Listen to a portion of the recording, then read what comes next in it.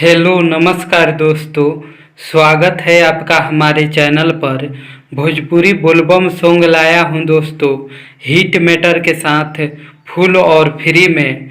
Track का नाम है माठा भी पीऊँगा फूंक के। पवन सिंह का ट्रैक है दोस्तों, डुएट सॉन्ग है। तो इस भोजपुरी बोलबम सॉन्ग को सुनने से पहले मुझे आपसे रिक्वेस्ट है दोस्तों कि अगर आप हमारे चैनल पर नया हैं तो चैनल को सब्सक्राइब करके बगल में बेल आइकन की घंटी ज़रूर दबाइएगा, हर रोज़ मेरा वीडियो सबसे पहले देखने के लिए। तो चलिए दोस्तों, देरी ना करते हुए आज का भोजपुरी बोलबम सॉन्ग देखा जाए और सुना जाए कैसा है।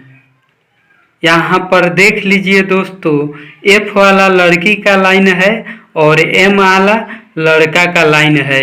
एफ वाला लड़की गाएगी और एम वाला लड़का गाएगा। तो चलिए दोस्तों, हम इसको गाकर आप सबके बीच सुनाते हैं। पिसब ना भोला जी भांग के गोला जी, खाई बतासा नशा छोड़ी एनर्जी लॉस होला जी। पिसब ना भोला जी भांग के गोला जी, खाई बतासा नशा छोड़ी एनर्जी लॉस होला जी।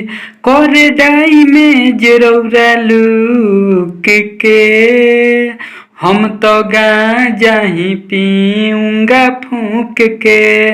भले लकड़ी हो जाऊं गौरा सूख के, हम तो गांजा ही पीऊँगा फूंक के।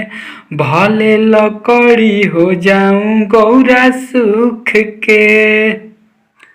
मेवा आ मिश्री खाली मनवा के मना लीजी, बतिया नहीं टाली जी।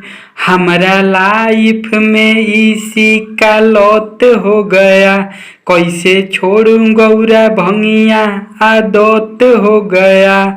मानी बात करी और जी झुक के, हम तो गांजा ही पीऊँगा फूंक के।